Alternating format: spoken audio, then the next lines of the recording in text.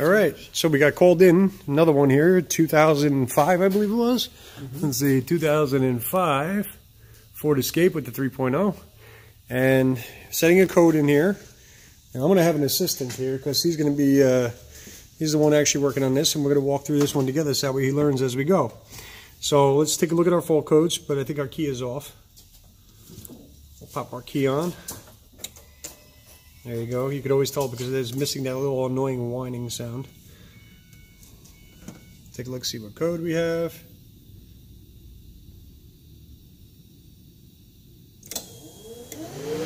Oh, that's all right. So we're ready to key on, engine off. That's fine.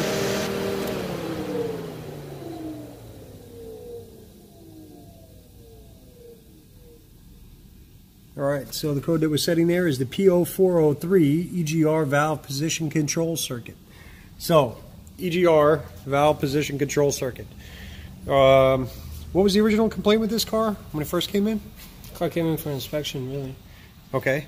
And you said something about you had the EGR vacuum line was off, right? Yes, correct. All right, so you noticed it was off. What happened when you put it back on? As soon as I plugged it in, this car started jerking. So it was starting to stumble, it was starting to run poorly? All right, so at that point there, you had vacuum on this solenoid, you think?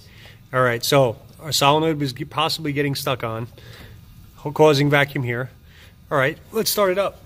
Let's see if we get that same kind of symptom.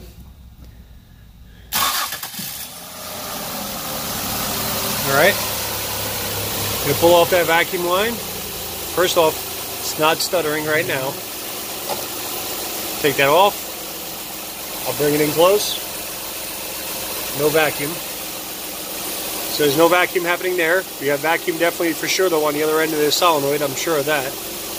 And then we have our two wires over here at our EGR solenoid. Now, I know there was some testing done before we got here. On this we have a white with red wire, which I believe is going to be our power. And one of the tricks to that, if you look up here and you look around at other things that would be supplied at 12 volt power, you look for things like a mass airflow sensor, and if it has a white with red, and no brown with pink, well, pretty safe bet to say that that's going to be the power wire that's going to come in there. And we can verify that with the test light. And I'm going to grab a test light for us. And yes, we've pretty much diagnosed this already, but we're just going to run through some of the testing that we got to get as far as we went, and then we'll take it from there. So, we can go to our white wood. Hey, don't stab that wire. What are you doing? I got a T-pin right here. I got a beautiful little T-pin that just slides right in there like a dream. Got power there. And we'll go right onto this. Make sure. Power there. All right, power there. So we got power coming into the solenoid. The other side right here should be going through the solenoid windings. Go ahead and hit that. Okay, there you go. You got a nice stumble. So that tells us already that our solenoid's not stuck on, and that the windings within our solenoid are okay, enough so that we can open it and actually cause this engine to stumble. So,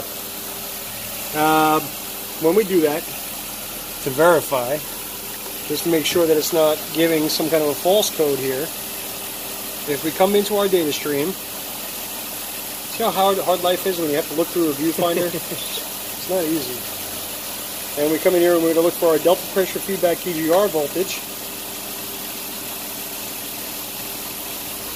And what you would normally see with no EGR applied is about a volt.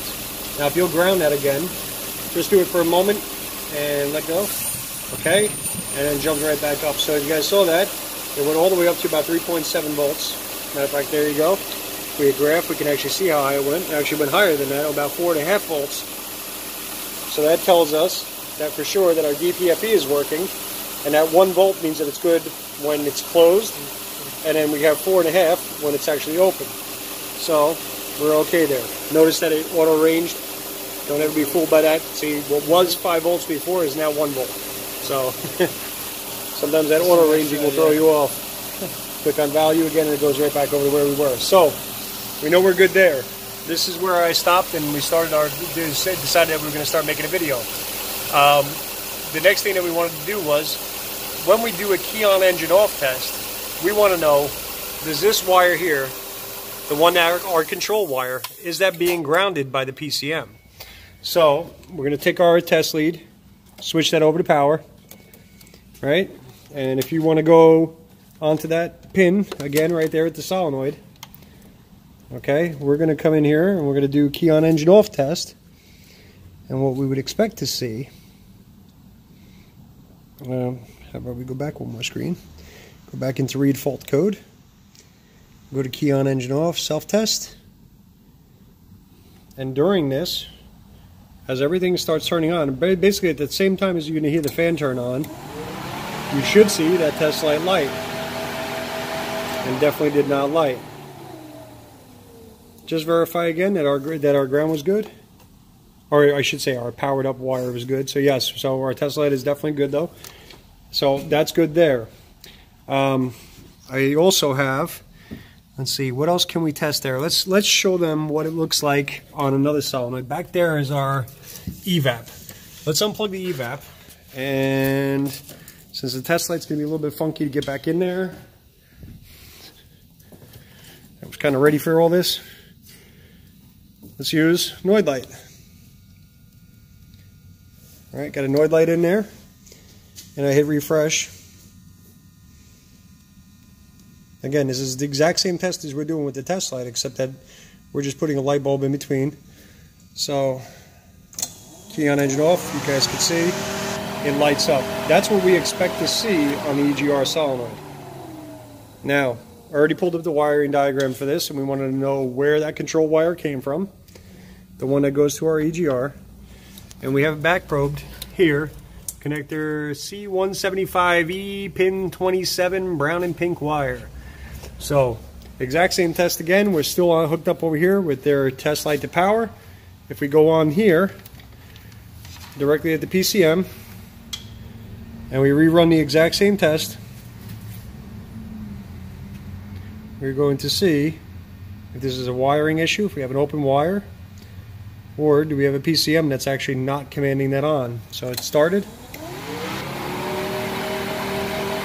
and there you are.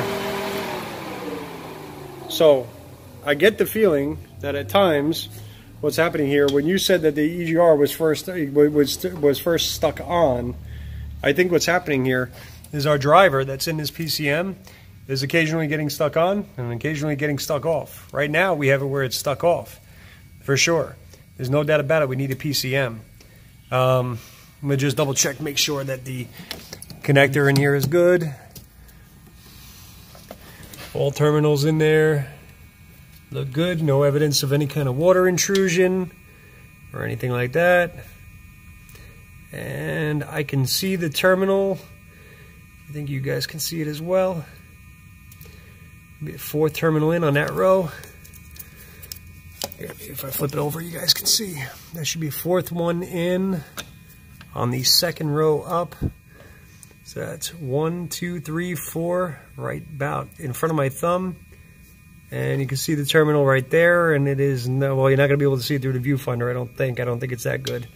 But I can see it with my eyes. And 100% it's definitely not spaced out or anything at all like that. So it's not a matter of an egged out terminal or anything of that nature. So we need a PCM. Let's see, transistor driver. Let's theorize for a second. Let's do this. Let's take that purge solenoid back off again. What I'd like you to do is turn off that key.